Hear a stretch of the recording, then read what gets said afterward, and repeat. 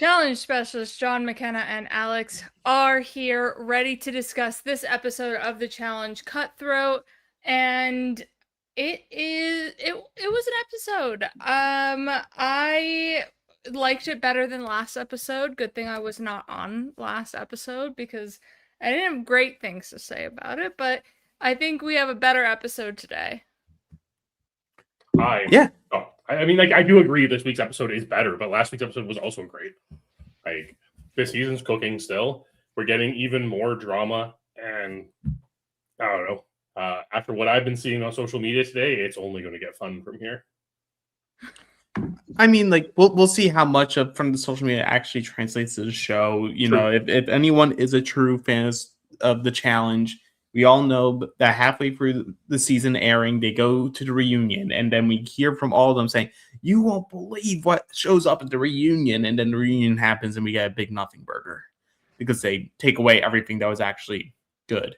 But this was a good episode. It was a little bit of a messy episode, but I have to say, call me Nostradamus for 1 week because I called my shot, and poor Nerese, I'm sorry that I had to call it. Yeah. So we started off again. It really throws me off when they start off with the daily and not a little bit of preamble, but like that basically happened again this week. And we have infiltration dive.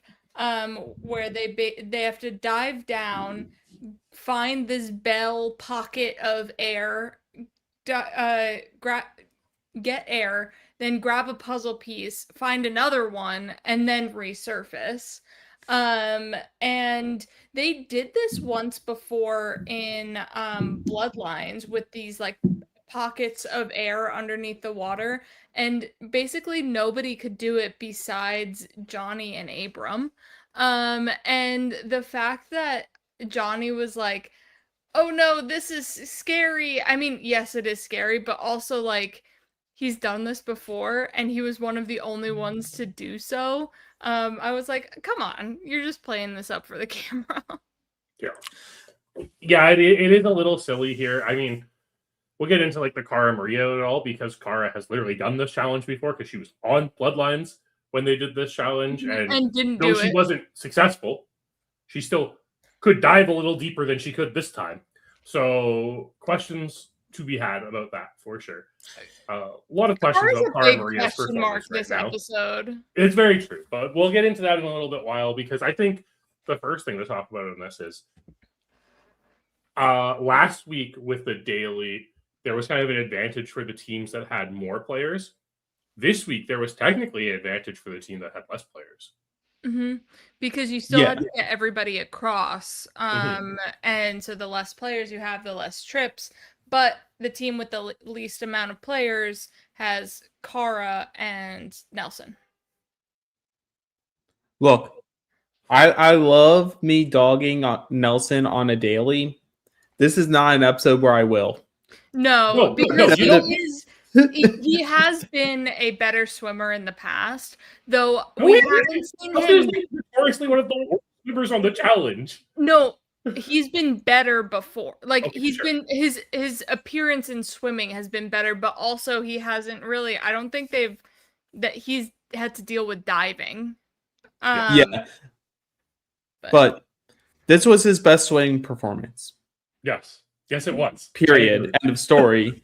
And he had better diving technique than Nerese, Cara, and Adrienne, which I was like, that's actually impressive to me that he was able to do it.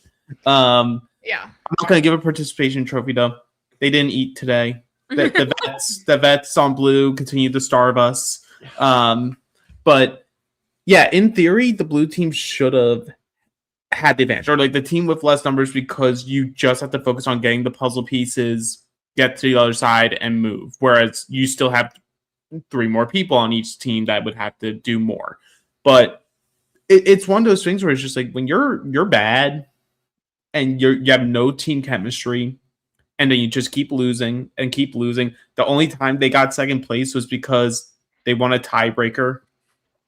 It's like I just don't know. Like, it's not that like I don't agree with Josh that like Kara and Nelson's heart aren't in the game. But it's unfortunate that they're really showcasing the weak points very early on. Yeah. So basically, Kara and Nelson are having the swimming issues. Then we also have Nerys and a bit of Adrienne over on Gray. And Orange just like does the thing and then takes the win handedly. We do have some standout competitors on each of the Gray and the Blue teams, but it just is you need everybody to complete this challenge, and not everybody can. Do you think we see a lot of challenges like this on Survive, right? Where they have like the fetch quest type challenges, where if someone can't do it, they can send someone who's already got something to go back and get it. With them still having to get everyone across, because it seemed like the biggest struggle for the blue team was that Kara and Nelson couldn't see the puzzle pieces when they were diving down. They couldn't find them. They also couldn't They dive couldn't far find the enough to air see bubble. the bell. Nelson eventually found it, but Kara couldn't see anything while she was down there. But in this hypothetical that I'm running right now, do you think they should have let the teams send somebody back for the puzzle pieces if they had to like go back to the other platform and down again? Or would you prefer the way that it ran this way? I wouldn't have a problem with it. The counterpoint would be that you already have the advantage technically by having less people. It's just a matter they have the disadvantage that their two veteran people aren't good at swimming. I think it's just you gotta handle your biz. Like, you're not gonna have somebody walk out to the edge of a building, grab something and come back twice because one of your other players isn't able to do the heights. So I think it's just you gotta do what the challenge is asking of you, and if you can't do it, your team DQs. I also think it's really important. Tori posted on Instagram yesterday saying that this challenge was a lot harder than they made it seem in the episode. Oh yeah, significantly. I wouldn't be surprised. A lot of people were struggling on it. Like, it was nowhere near as easy and as much of a cakewalk as it seemed for some of these people. Oh, I don't think that would be like. I would agree. I would agree that this would be really hard, and they cut it down because, for the sake of the story, it's easier to just say, "Look how bad this team is." Yeah. But end of the day, no matter how hard it was, the result was the result. The other two teams did finish, and Orange team finished with a very, very big lead. So it's like, no matter how much you were struggling, that just means they were struggling even more. Yeah. So then we go to the bar, and these are never my favorite scenes. I dislike the bar scenes. I'd rather have the drama at the house. I just hate the bar scenes. But the bar is the house this time. That's true. Yeah, it's on the same premise. They're not like going to a bar this time. It's just like the blow up igloo in the back during COVID. Basically. But anywho, Leo and Cassidy are talking, and basically Leo's like, I'm not saying Adrienne's name, so we gotta say either Sydney or Nerys, and Cassidy does not want any part of this. And then like Nerys awkwardly walks up and is like, hey guys, can I talk? Awkward. But it's honestly smart of Leo to be like, I'm not saying Adrienne. You guys are willing to say my name. Why not force you to say somebody else's? It's just hard because in full actuality, him and Corey are in a position on this team where they have no leverage. Mm-hmm. Because of how small the selections are and you're only picking of one gender, it's just like, end of the day, and we'll see what happens later on. Like, they made the right decision where, while yes, you rock with Adrienne, you also know who the captains are that are going to select who's going in. And if the season 41 of y'all and Izzy and Will are actually good, then it doesn't matter that you're putting Adrienne in. That one of the two people that voted for you will be going in regardless.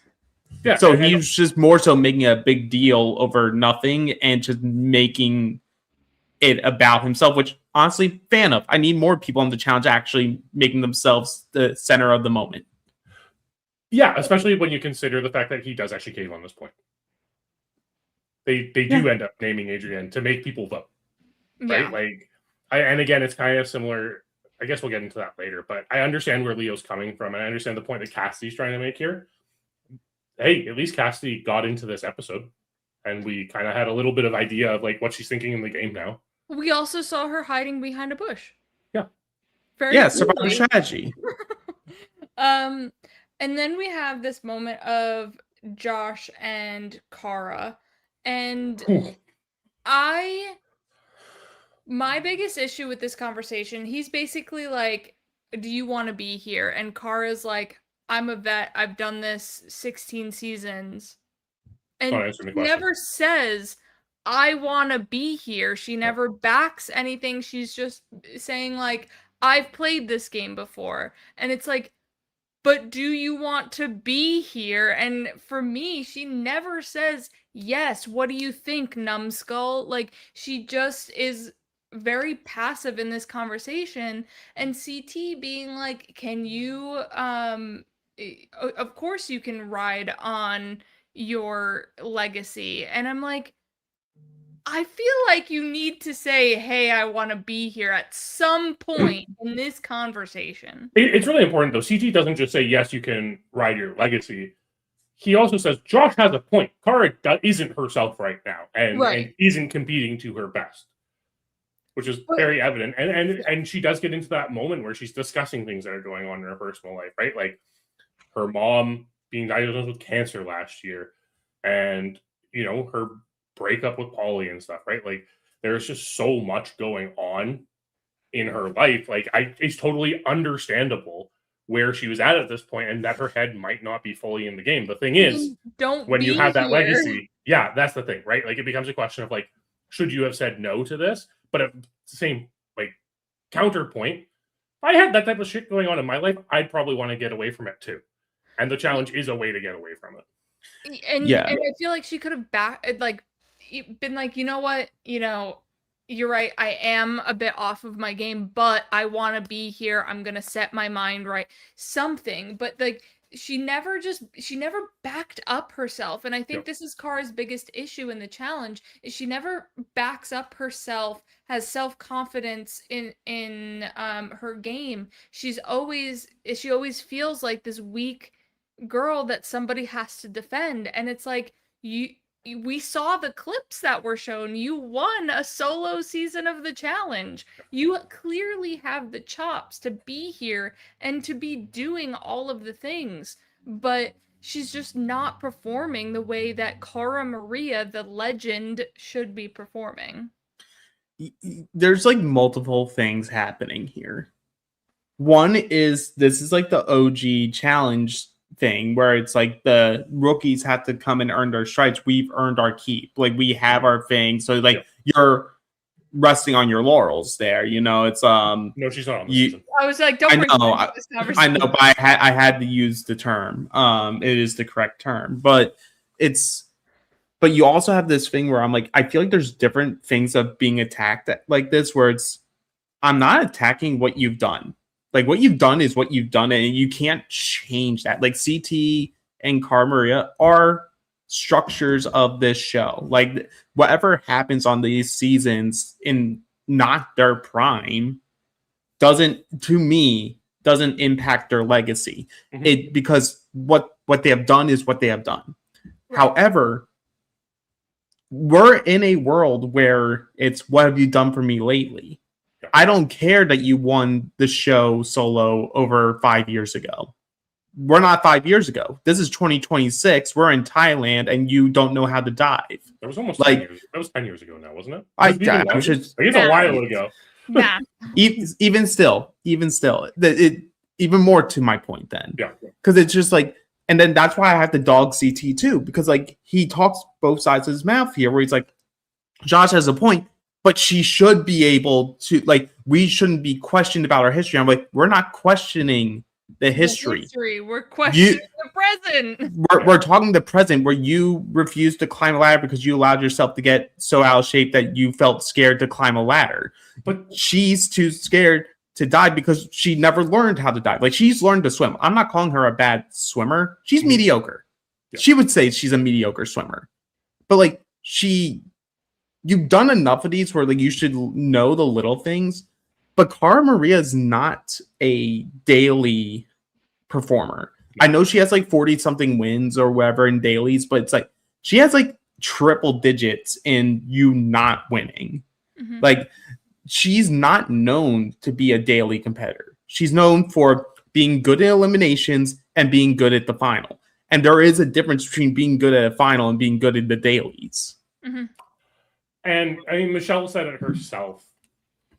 I think it was during the daily that Michelle had the confessional that like Cara Maria's best when her back's up against the wall, and that's very true. But it's not up against the wall. It's not. It's not, because she's a little too secure in this house. Even like with her conflicts with Johnny over the years and stuff, like those have subsided a bit, where it isn't antagonistic as it used to be. I think CT made a really, really good point in his confessional during this segment, where he's like, she's like I've been the last couple of seasons. I really hope it doesn't take her as long to come out of it as it does me. Boogie says, Cara's what I like to call an energy performer. If her team or partner is good, she will be good. If it's bad, she'll be bad, and she's always been that way. I mean, there is a track record for it. Yeah. Mm-hmm. I mean, also, now I mean this in the politest way possible. The blue team does have Nelson on there, and he has like the worst daily record of all time. Yeah, but the one thing that you can't say about Nelson that Cara at least gives the appearance of for someone like Josh is that, well, Nelson at least is giving it his all, even if his all is absolutely nothing.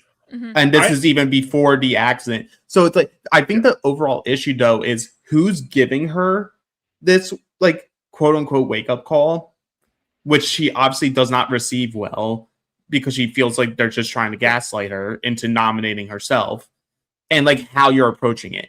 Because Cara is not the one to go to and be like, I'm giving you the hard facts right now, and I'm going to tell it to you, unless it's CT. If it's not CT, she ain't hearing it. Like, you have to come about it like a lot more gentle with her to be like, we are lifting you up here. Like, what, like, come to it, going to her, being like, what, like, is there something wrong? Like, that you're not telling us? Like, is there a reason why you feel out here? And then you could have approached it differently. She doesn't have those teammates. Letty's not going to be doing that. You know, Nelson's not going to be doing that. Like, she doesn't have anybody on her team that's going to, you know, take the CT approach of being like, Cara, listen, what's going on here? As close as Cara's gotten with some of these challengers that she's played with multiple times, and like as close as she's gotten with like the Tories and the Michelles over recent years, it still doesn't feel like Cara has her people in the challenge. Like, despite the number of seasons she's played, it always feels like she's like still kind of an outsider. And this season, I feel, is really highlighting that aspect where this feels like original Cutthroat Cara again, right? And that was Cara's second season. Yeah. I mean, really, it was her first season. That's true. That's true. But I see your point. But I still think even with her, like, not fully, like, how we all envision her, like, she still has, like, because you have to. There is more growth behind it. It's not her feeling like, like, is she victimizing herself a little bit? Yes. But, like, she's, like, breaking down, but I don't think it's actually breaking her down. It's just, like, in this moment, she's like this. But in, like, a former version of her would actually be broken and, like, trapped in the confessional room with a producer trying to like calm her down.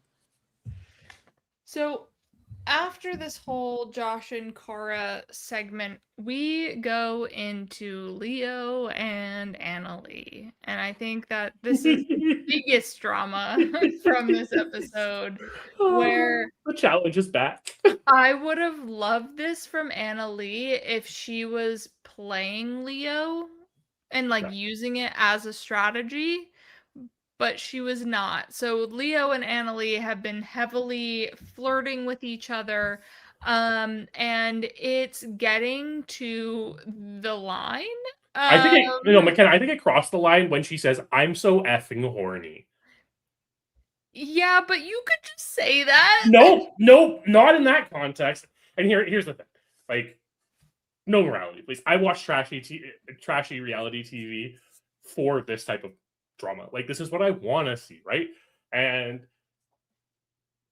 so, is it crossing the line? That isn't up for me to decide. That is up for Annalie's husband to decide if it crosses the line or not. Just, it's not a good look when you say sometimes you forget the microphones are there, and sometimes you forget the cameras are there. Yeah. Like, that's the aspect of it that's like, and it's the, after being married so long, sometimes you like a little attention from a guy, right? Like, I understand where she's coming from in this situation. And I'm not going to judge her. She's an adult. She can do whatever she wants. Like, I don't care. Is it entertaining for me to watch all the fallout on social media that's happened in the last 24 hours? Absolutely. Like, it's entertaining. And that is classic The Challenge. This is something like, we've already mentioned Bloodlines. I watched almost all the Bloodlines yesterday, and like, that season's phenomenal because it starts with a bunch of arguments, a bunch of people cheating on people, and a fist fight. And it's like, yeah, this is The Challenge. So, like, seeing this type of, like,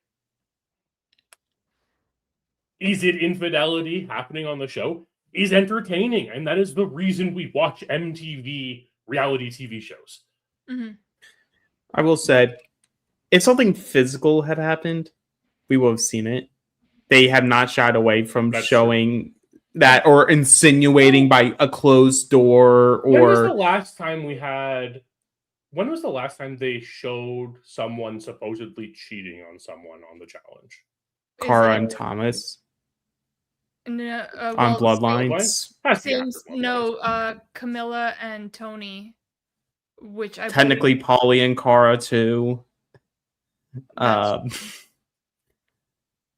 There's others too. Yeah. I think there's even some on All Stars as well. Cara might be like the most right. Recent. Like, it's been a while, and a part of that has to do with casting that we've had for these last several challenges, where like we don't have people. Oh no, it's Kayla. Oh, Kayla and Bear. Nicole. I choose to forget that, man. Maybe Nicole and Laurel and All Stars. I think Nicole might have had someone at the time. That's true. So like, and Melissa. There. Yeah, it's there, but it just it's there. It just doesn't feel as prominent as it has been in the past. And this is The Challenge really putting it at the forefront of this episode. This was the major part of the episode because it crossed the commercial break that most of us don't have because we're watching on Paramount Plus without commercials. And notice how we're all talking about this while it completely skates by what happened right before with Corey and Izzy, where they also have crossed the line, where so much so that Corey doesn't even say Taylor's name in confessional. He says, I have that someone at home watching my daughters, and Cheyenne is with Ryder. I'm like, you've said her name before. Like, you are actively choosing to not say her name to try to avoid any more guilt than what you are doing. Mm-hmm. Like, they're both, like, I sort of like that they had them both together because it's both of them in basically similar situations towing that line where we aren't seeing things get, like, physical, way past that point, but words, they're past that line. And it's hard. Like, I'm not going to judge Annalie as much as other people are because this is the challenge. This happens. Like, you do feel alone. And like, if you're not with your partner and it's now been a month, yeah, maybe you are horny as fuck right now. And you maybe don't say it to the person who's flirting with you and calling you his forbidden fruit. But yeah, this is what happens when you have Love Island get on the show. Leo responds with, "Don't say that. I'll take my clothes off right now." Like, look, that's what you get with Leo. Minutes or something like that. And I was like, Leo.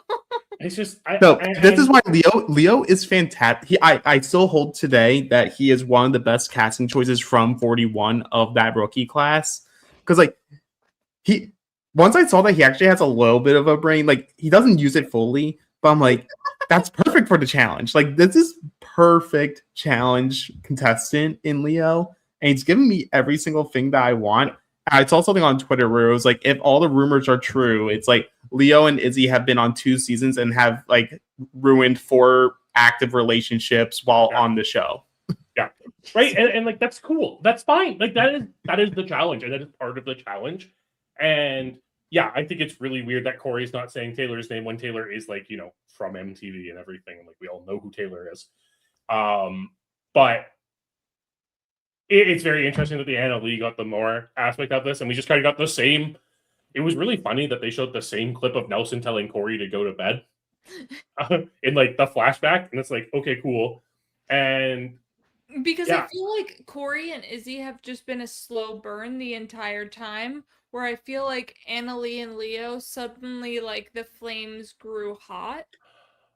Well, and it's really interesting because we start this entire sequence with Nerys on the balcony being like, "Oh, I wouldn't be too happy if I was Annalie's husband." And it's like, okay, Nerys, like, we get it. You're putting out this drama here, and then we see the conversation. It's like, oh, and then we get to the next morning where everyone's talking about it. And it's like they were just alone for 3 hours. Like that's a significant amount of time to be alone in the challenge house. Look, these people, these people are shit stirrers, and like based off like the social media, the one thing I threat is that I don't want Anna Lee to be a one and done challenger. Yeah, I agree. Because like it's going very similar to the America situation of 41. Yeah.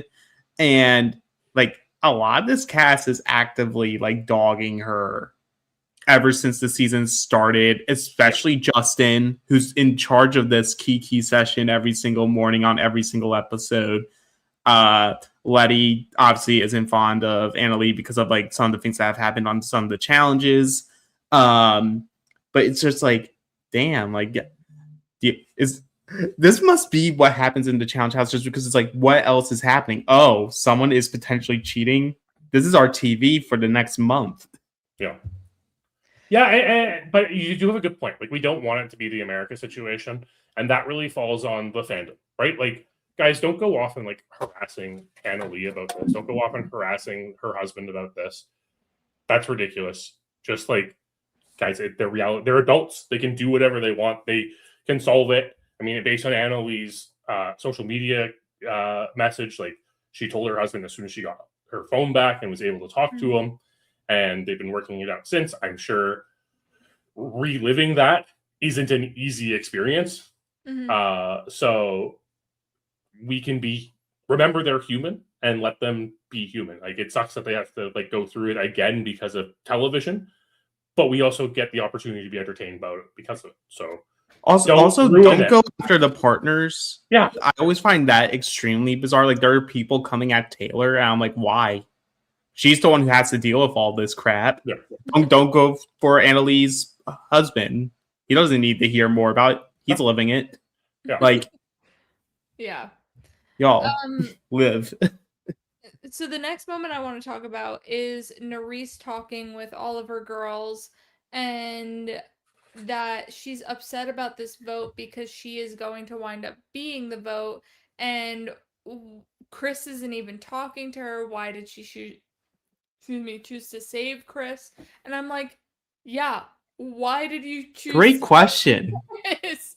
Because he clearly has minimum 3 girls above you.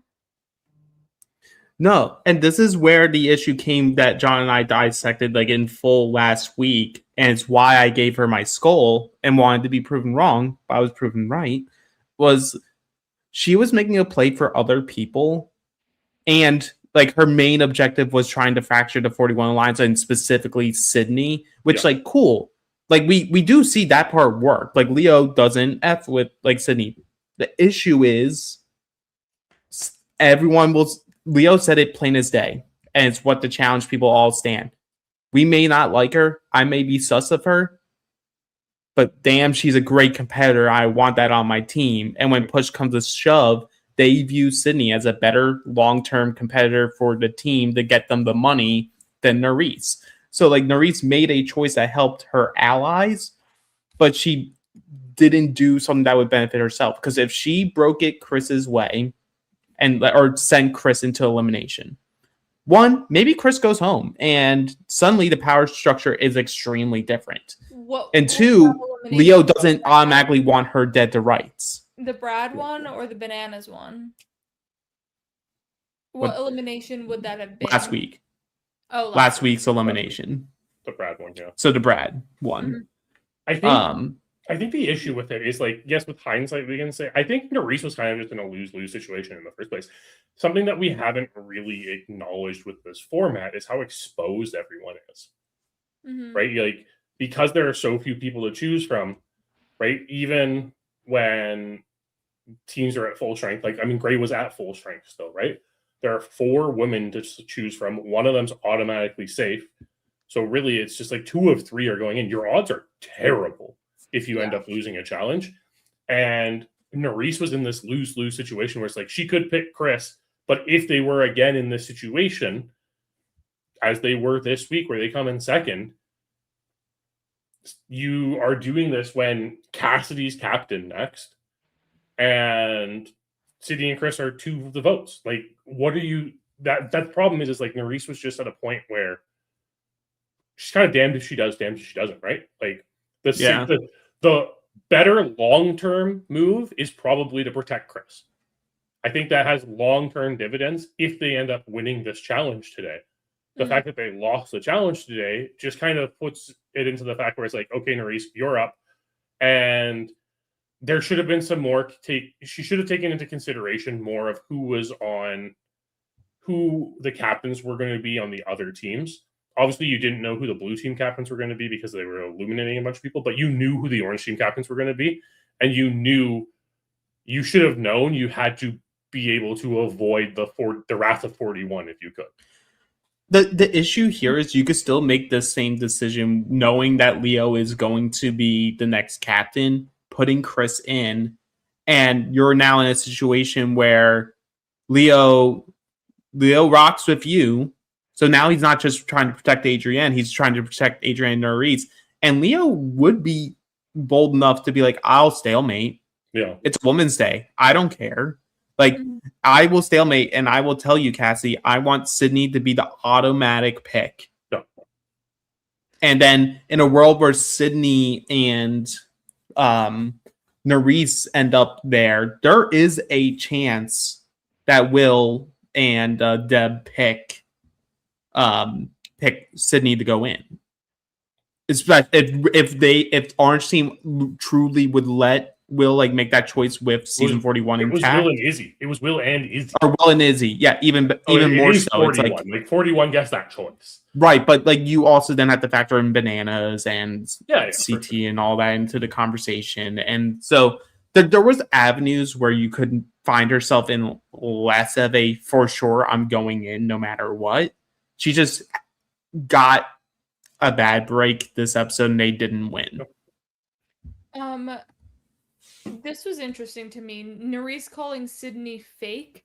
I think Sydney is one of the most real. She'll tell you how it is right to your face and not have an issue about it. She will. But I also think she talks an infinite amount of shit behind people's backs. Yeah, and she's open about that, though. She's open and says, I talk shit about everybody, of course. Like, but talking shit about someone isn't necessarily being fake when you're not being all lovey-dovey to them, right off the bat either. So, like, I don't know. I think Sydney's pretty damn real. And everybody knows Sydney's whole MO. Well, I it's because the whole label is that she's a confessional gangster. So if you're a confessional gangster, that means you're not being straight up to someone's face saying the same thing that you're saying in confessional.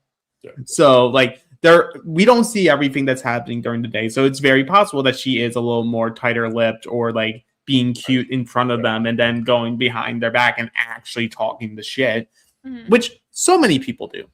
But the ultimate issue here is doesn't matter what Nerys says here to try to like sway the people against Sydney is that I'm pretty sure most of the team has a similar sentiment. The issue is they're all like, sure, you are right, Nerys, but Sydney has shown to be a better competitor. Yeah. So then we go into the deliberation, but not before some more hijinks happen in the deliberation with the spy phone. Um, I love the hijinks that keep happening with the deliberations of bananas coming up and needling that one and them dropping down the spy phone. I think it's hilarious. McKenna, it was the super secret spy phone. Yes. It was trademarked. We have to respect the trademark. That's so true. And it's the only thing that they can do to get screen time right now, because the issue of winning is you get purpled in the edit. I have been deprived of 2 episodes where we probably could have gotten really funny confessionals from Deb Chubb. It's true. It is honestly the most disappointing point of the last 2 episodes. There's no Deb Chubb. Because, like, look, I'm not going to get anything funny from Tori or Michelle. They're good competitors. I want them to do well. But, like, I want to see these other people so that we can continue to establish and make names for them so that they will be more inclined to come back. Because, like, we have a whole subplot of, like, Will and Deb are one of the couples, allegedly. You wouldn't know based off of the show. I don't think Will's had more than 3 confessionals in the last 4 episodes. And you know what? That's probably making him more likable. I don't know. But his only confessional tonight was talking about how he's a Marine or a former Marine. Josh is there for us to hate now instead. Will's off now. Adrienne winds up being the captain vote. Leo does go with what Cassidy wants, and now it is up to everybody else's vote between Nerys and Sydney. Obviously, the girls are voting for each other, and then now we come into, all right, what is actually going on? Corey is the only one who sticks by Nerys, because Nerys is his number one, but also it's through the Nelson connection that they are really sticking together.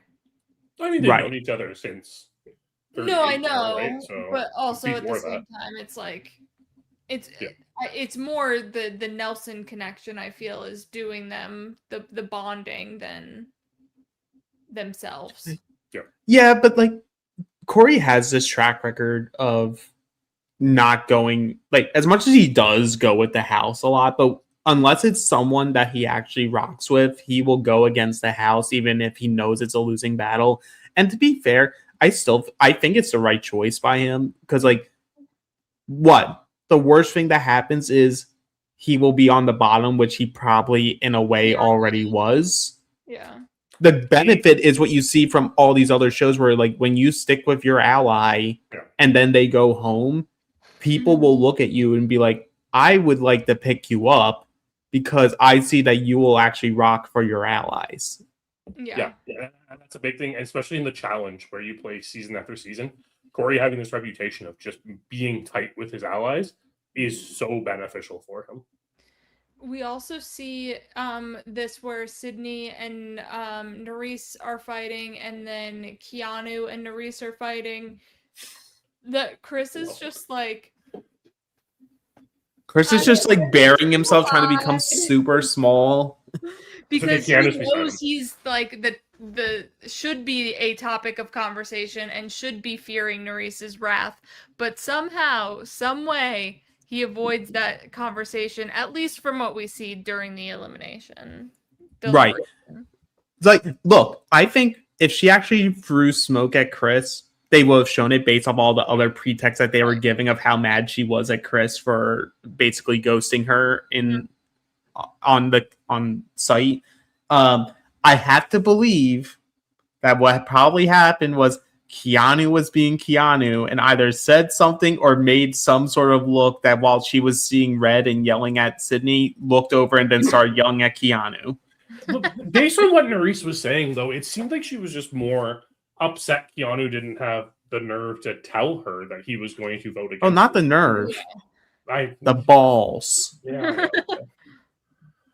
But still, like, that's the point, right? And I think like, obviously, like, Chris is voting you in here.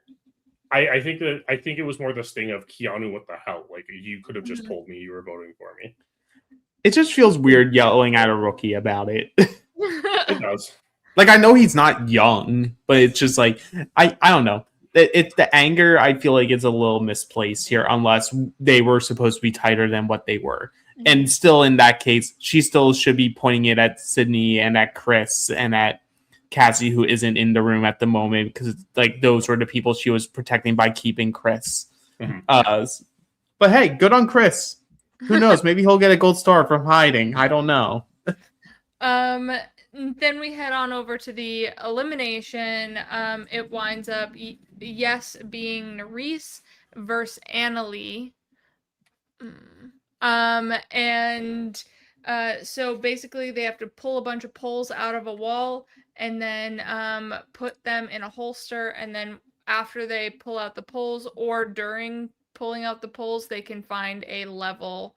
They have to like level all the poles out. Again, I can't challenge loves a good deprive the people of the name of this challenge. John, say it. I didn't remember it. Oh, it's I've got you pegged. That's right. The challenge loves a good pegging challenge. They do. They really do.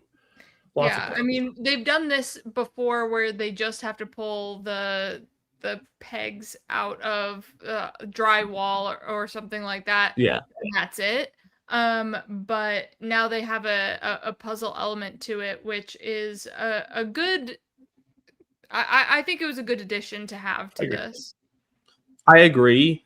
I was actually surprised by both of them with like their approach. I think I agreed with Annalie's logic of go for the top first, especially for two women who are. For the wall was not made for them, even if Nerese is allegedly 5'8", probably with shoes on. Yeah, she's also 110 pounds soaking wet. Yeah, but even still, like if you have height, you can get like leverage. But when you're having to reach like your arms all the way up and trying to use a bottom peg to like go up and pull it out, like it's gonna be difficult. So I agreed with having to do that, and because that you are gonna start out a little behind the 8 ball, but I would have thought you would take some of them out and immediately start finding where at least 3 of them would get to an equal height. Because I think as soon as you could do that, you can save yourself time, and then each time you take one out, you would be able to find the hole that would like match it up, and then just keep working your way. And it also, by doing that, gives you like little micro breaks for your shoulders, so that your shoulders aren't completely flaring by like halfway through, as you saw with Nerese and with Annalie during this. True. I didn't even think of it that way, and that's a good point, because then I work out a lot. I have to think about it like this. Well, because then you'd be able to, you wouldn't need to constantly have to like remove a bunch of the pegs and shift them around. You would just need to use the one that you just found and find the perfect spot for it. I don't know if that's the most efficient way to do it. It might be, but I just think it's a different approach that would be more fruitful. Yeah. What's not fruitful is hearing a bunch of people yelling at you, because like this is not a challenge that would be helpful at all, except for like the leverage in like the top peg was beneficial, especially when you have surround sound with Bananas and then Keanu just saying every single thing literally a second after Bananas would say it. That was hilarious. Them having like 4 times on ready to show that Bananas isn't just hyperbolizing this was insane. Yeah. Yeah. Nerese even said, though, Nerese had a confessional during the challenge that at the wall you couldn't even hear what the people were yelling. So I think as you got more out, you could start hearing them more. Because they puzzle. Yeah. And there was a specific moment where she said, I heard Michelle say stop and go to the puzzle. So then I stopped and went to the puzzle. She was further away from the wall when Michelle said that, if we are to believe the edit itself.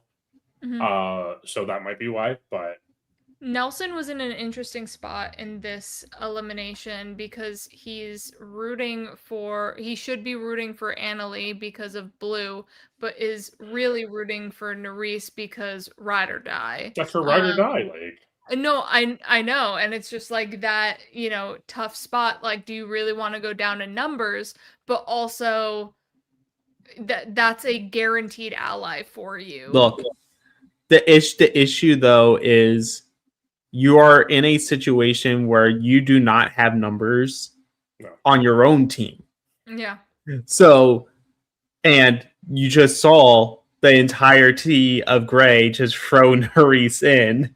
So you're and you have to assume, as you see at the end of the episode, like even in Nelson will have to assume they're gonna change up the format in some way moving forward. So like end of the day, I don't think they're thinking that, oh, it'll change in a way where we could switch teams. I think they're just thinking like, oh, maybe it's one captain, maybe it's something, maybe it's whatever.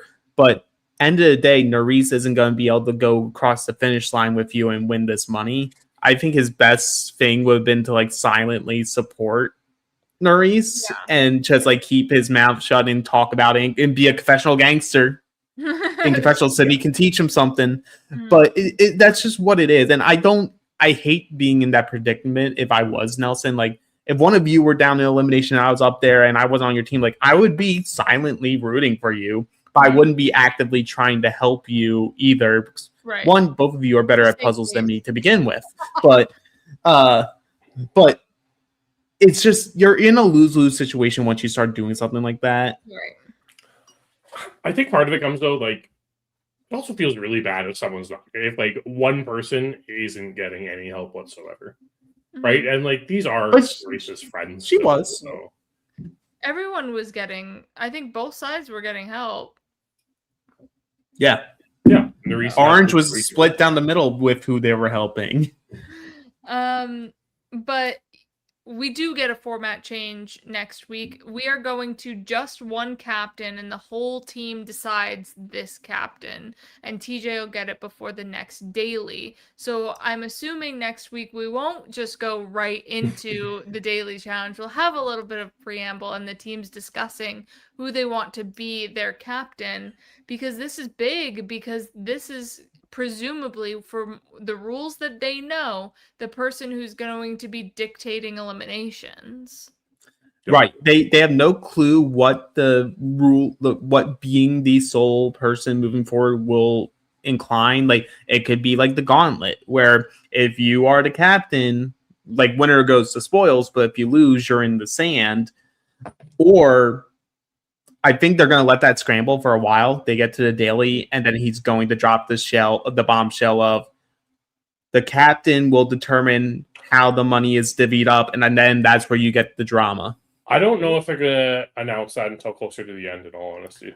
I mean, I personally think they should, just because then that's where you get that extra like underlying drama of you're just going to have sudden people switch their votes. You're going to have people potentially trying to sabotage their team to try to get the captain out so that they can ensure that like that person isn't the one determining the money. Like, there's going to be more politics involved there if you drop it.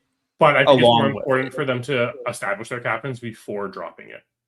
But they didn't establish the captains at the beginning of the season either. They just said you are going to pick your teams. And then they came back and were like, other people are going to pick the teams. In fact, I'm more saying like for not so like for the drama of it, right?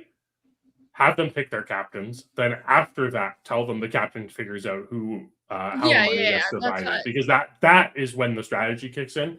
If you do it beforehand, that's boring. If you do it afterwards, that's so much more fun. Especially, I mean, if they do it beforehand, if they do it beforehand, but don't give them any time to actually talk or do anything, they have to vote right then and there. It's still. I see what you're saying, though. I see what you're saying. With like the mutiny aspect of it all and everything that we know exists in this format, which I doubt there will be any mention of it next week. I don't think we'll hear about it until the week after. I just think. I think this is actually one of those things where you kind of like slowly want to release information for the most drama out of it. Mm-hmm. Do either of you two, like, who do you think the captains are going to be? No idea. Let's pick like a guy and a girl from each team that, like, if you were on the team without the knowledge that we know, all you know is that you're picking a captain. Who would you want to like vote for? Essentially, like if I'm Orange, without understanding that the money part, there's a part of me that would want to make Bananas the captain as the guy to be like, let me paint as big of a target on him as possible, and he'll be like, he's so on production side of the hat that he'll want it anyway. So you give it to him. If it's a girl, I'm split between Michelle and Tori. I don't think Bananas would want it. I think Tori's probably the more natural choice for a captain on Orange. Someone who like isn't afraid to. She plays kind of scared sometimes though. CT won't do it. I don't think Bananas will do it. Justin could, but Justin, I don't. Nobody would want Justin. No, nobody wants Justin. That would also require us to start getting an edit of Justin. That's also true. All the girls things in the morning. All the girls on Orange, Bananas doesn't trust, so Bananas might just want the power himself. It's true, maybe. I just think like doesn't trust as of episode 0, but we don't see anything from Orange, so who's to say? Yeah, and then Michelle backstabs Bananas when they had this whole big conversation or whatever. So if it's Blue, it's Josh. Blue is. That's what I'm thinking. It would or they would at least not try to. We also happen to know it's not Nelson from the beginning of the season when we saw the talk about the. I'm discounting that right now. I know, even in that world, they wouldn't give it to Nelson. Yeah, and the rookies are not going to give it to Kara. No, Gray. Honestly, I don't think Kara would want it either. I would imagine it's Chris on Gray. I would imagine it's a pretty slam dunk that they'll just pick Chris, and Corey's gonna think that he can get it. And actually, there is a world where if they think it's bad, that Chris and all of them do give it to Corey.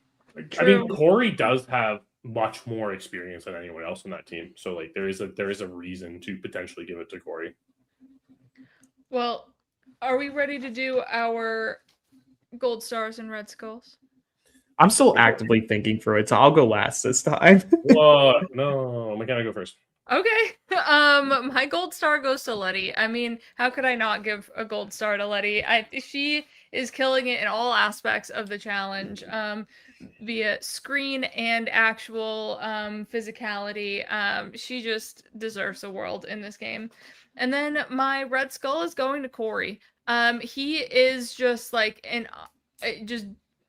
a nothing burger kind of right now. He just lost Nerys. Nelson's not helping him out in the ally department.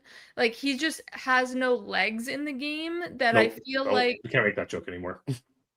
This is about Corey. I know. So, he doesn't have a good handle on the game right now, and I don't know if that'll pick up for him, and this week did not help him in that.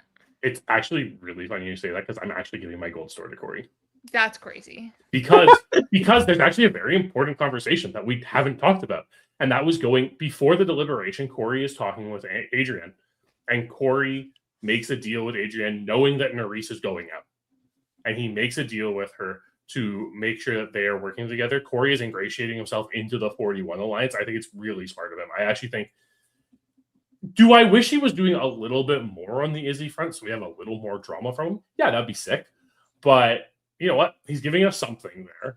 It's just not as out front as what was going on with Annalie and Leo this week. But I actually do think this is some of the best strategic playing we've seen from Corey in years.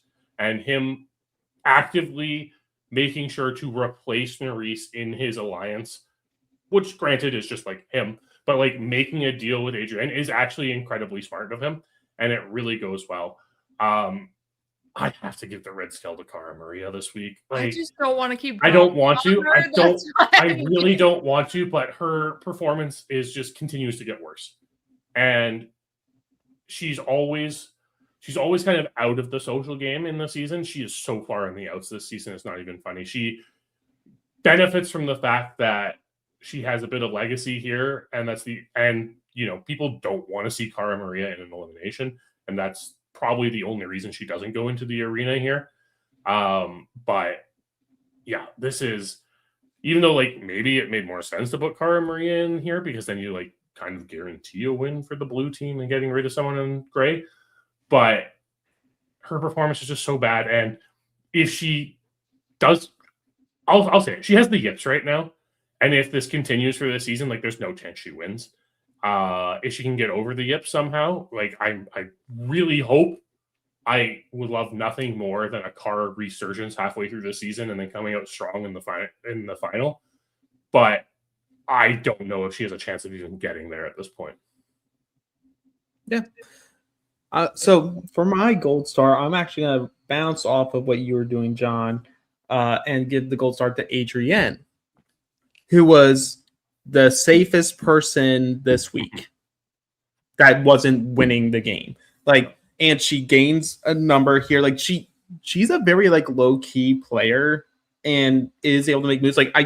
She's not blind to the situation she sees on her team. Like, so she is starting to make some moves there, and she has allies, like active allies on these other teams that are willing to put their neck out for her. So I'm gonna give her the gold star. And I hadn't given a man a red skull yet, so I'm doing one this week. I'm gonna give it to Josh because I think how he's approaching it, like he's giving so much like piss and vinegar with like how he's like going about all this, and like I do agree with Cara in the sense of like I understand the premise. There's a difference between delivering it being a rookie and delivering it and being another veteran who actually knows Cara and like be like, girl, what the fuck? Like, and you're just seeing a pattern now, and like the people on the cast are seeing a pattern now of him being involved in drama and being involved in like questioning veterans. And no matter what you think about Cara, once you start questioning a veteran, all veterans are going to have eyes on you. So I just think it's like it's coming from a place of competitiveness, but it's going to go against his own interests with how he's approaching it. Yeah, it's really tough. I mean, we've seen more aggressive rookies in recent seasons. Oh, for sure. Obviously, with like Leo last season and everything, and now going into Josh this season, we're definitely seeing more of this idea of I'm a rookie. I'm not going to sit by and let it just be like the rookies got picked off at the beginning. We've seen 2 rookies and 2 vets go so far, so It could really go either way. But yeah, we'll have to see what this twist does next week, like outside of just being one sole captain. Like, I think it'll give us a lot more context over outside of just the money of it all. But like, what does that mean for the dailies? Because I assume they're still going to keep it where it's guy, girl. But maybe this is a standpoint now where with it only being one person, it'll just be like one person nominated from both teams instead of like picking 2 and picking whatever. I'd honestly kind of like House vote at this point. Like, I would love something a little bit more, right? Like a little more at this point. I just hate how they needed to make us learn this convoluted way of voting just to get rid of this convoluted way of voting. Like, it took me a good long while at the premiere to be like, okay, so this is what's happening. Yeah, I mean, I liked it because it gave tension on teams as they were voting, and we got some good pop-offs from it. Like, we had CT and Bananas go at it. We had Nerys do what Nerys does best and be amazing TV. And speak her mind. So I'm curious to see. I would love more public style voting there, even if it is just voting instead of just captain picks. I don't know. But there has to be something because it can't just be that the captain is safe. No, I doubt that's the case. I wonder if it'll be something where like if you're last place, like captain automatically goes in. But even then, it depends on the week of elimination.